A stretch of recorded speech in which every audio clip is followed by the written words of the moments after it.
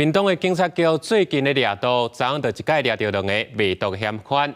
行透早，台北北投的警察冒落去台中，要掠一个摇头。不是我讲，这个摇头佮塞车去拢警察，警察是开11枪，人也是有走意，即马继续来追查。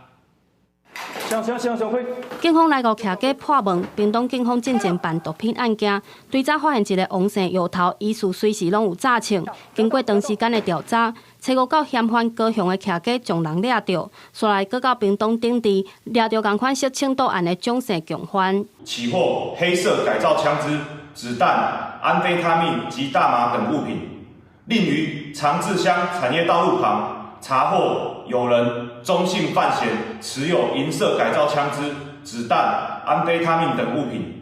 改造的穿甲毒品满桌顶，专案以违反浸泡弹药刀械条例、毒品危害防治条例等罪嫌移送。毋拿屏东台中调布路客运站边仔，七7半暝12点外传出开枪的声音。台北北投分局罗南围捕一个摇头，想要到嫌犯煞开车弄警方甲警方车，搁牵拖着边仔的计程车。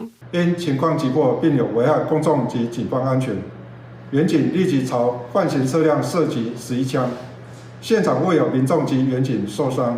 我听到车声，我听到开枪，我就走啊。